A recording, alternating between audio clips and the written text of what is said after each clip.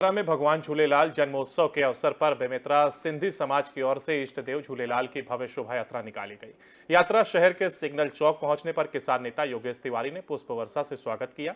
वहीं यात्रा में शामिल समाज के लोगों को शीतल पेय का वितरण किया गया। किसान नेता ने सिंधी समाज प्रमुखों का पुष्पमाला पहनाकर स्वागत किया। इस अवसर पर किसान नेता ने कहा कि भगवान झूलेलाल ने धर्म और समाज की रक्षा के लिए बड़े सामूहिक कार्यों को निर्भीकता के साथ निभाया। भगवान झूलेलाल ने समाज के सभी वर्गों को एक समान माना और सामाजिक एकता को प्रमुखता दी। भगवान झूलेलाल ने परमात्मा की भक्ति का ज्ञान दिया। उन्होंने संदेश दिया कि पूर्ण परमात्मा एक है और समाज के सभी वर्गों को मिलकर एक साथ रहना चाहिए। यही कारण है कि सभी वर्ग के लोग भगवान झूलेलाल की वंदना करते हैं।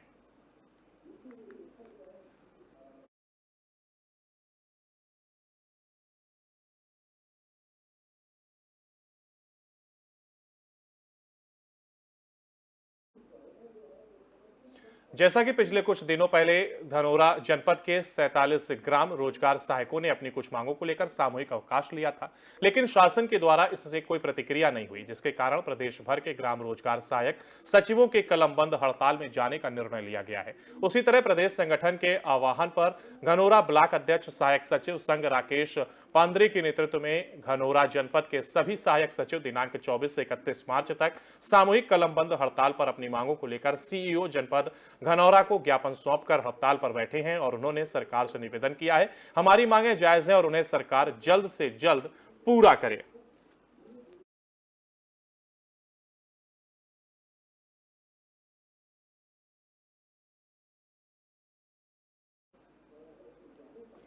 कांग्रेस नेता राहुल गांधी की संसद सदस्यता समाप्त किए जाने के बाद कांग्रेसी सड़क पर उतर आए हैं। कांग्रेस के नेताओं ने गीता भवन चौराहे पर अंबेडकर प्रतिमा के समक्ष प्रदर्शन किया। राहुल गांधी की सदस्यता समाप्त करने का फैसला आने के बाद से ही कांग्रेस नेताओं में आक्रोश था। शाम को कांग्रेस नेता पिंटू जोशी और अमन बजाज ने विरोध प्रदर्शन की घोषणा की। प्रदर्शन में नेता प्रतिपक्ष चिंटू चौक से पार्षद अनवर कादरी, कांग्रेस नेता सुरजीत सिंह चड्ढा, अरविंद बागड़ी, अनूप शुक्ला, विशाल चतुर्वेदी, नीलेश पटेल भी शामिल हुए। लगभग 1 घंटे डॉक्टर भीमराव अंबेडकर की प्रतिमा के सामने प्रदर्शन कर काली पट्टी बांधकर काले गुब्बारे हवा में लहराने के साथ केंद्र सरकार के खिलाफ नारेबाजी करते रहे।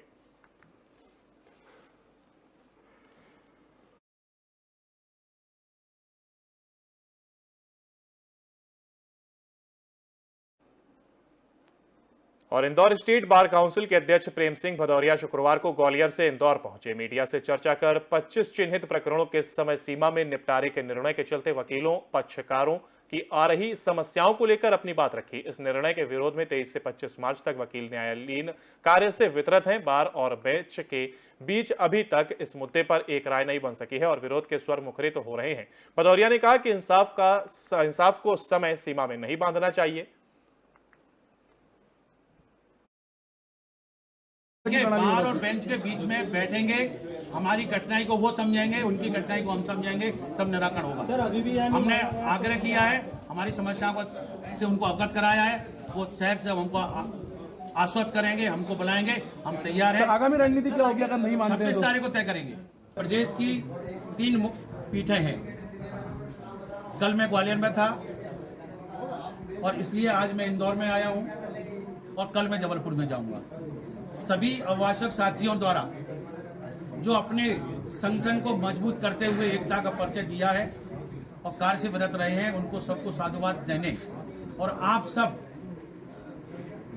लोकतंत्र के चौथे स्तंभ हैं, उन सभी स्तंभों ने चौथे स्तंभ ने अपने पूर्ण रूप से निष्ठा के साथ अपने कर्तव्य का पालन करते हुए हमारी आवाज को इलेक्ट्रॉनिक मीडिया के आधार पर और प्रेस के आधार पर आपने हमारी आवाज को जनमानस तक पहुंचाया। इसके लिए उन सभी को, आप सबको धन्यवाद देने के लिए मैं आज इंदौर में आया। वो साल भर का ही उन्होंने समय दिया, साल भर में 100 केस का, लेकिन उससे कोई फर्क नहीं पड़ता है। 6 महीने हो या 3 महीने, समय सीमा में किसी भी मुकदमे को बांधा नहीं जा सकता। यही हमारी मांग है। आपका नाम? सुनील गुप्ता, मैं पूर्व में बार काउंसिल ऑफ इंडिया का सदस्य रहा हूँ और अभी स्टेट बार मध्य प्रदेश राज्य अधिवक्ता परिषद का सदस्य।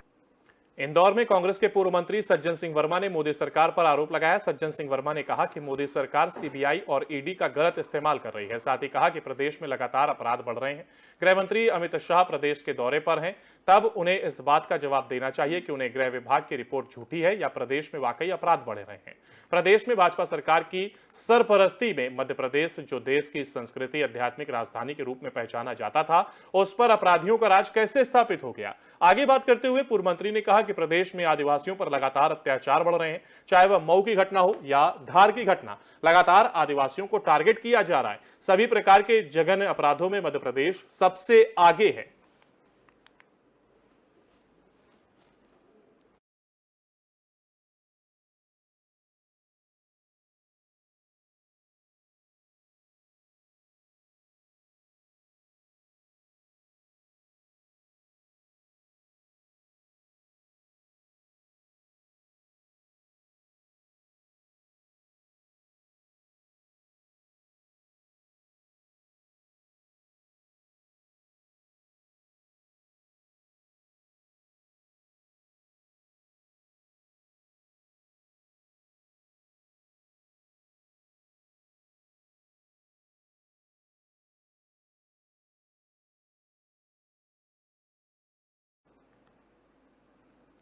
प्रदेश के अंदर लगातार पर्यावरण संतुलन को बनाए रखने के लिए विभिन्न जैव विविधता से जुड़े प्रयास किए जाते रहे हैं। इसी के तहत अब बांधवगढ़ नेशनल पार्क में कान्हा किसली राष्ट्रीय उद्यान से 25 बारहसिंघा को लाया गया है।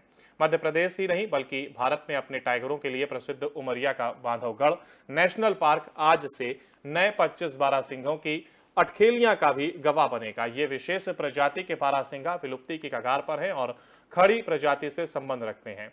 इन 25 विशेष बारहसिंघाओं को कान्हा किसली राष्ट्रीय उद्यान से विशेष वाहन के द्वारा बांधवगढ़ नेशनल पार्क लाया गया, जहां उन्हें पार्क में रखे विशेष बाड़े में छोड़ा गया। बांधवगढ़ नेशनल पार्क के अंदर मगधी जोन में इन बारहसिंघाओं के लिए 50 हेक्टेयर का विशेष बाड़ा बनाया गया है, जिसमें यह बारहसिंघा स्वतंत्र रूप से अपना जीवन यापन करेंगे। इन बारहसिंघाओं का आगमन बारहसिंघा पुनर्स्थापना परियोजना के तहत किया गया है। इस योजना के अंतर्गत अलग अलग स्थानों से 100 बारहसिंघा बांधवगढ़ नेशनल पार्क में लाए जाएंगे।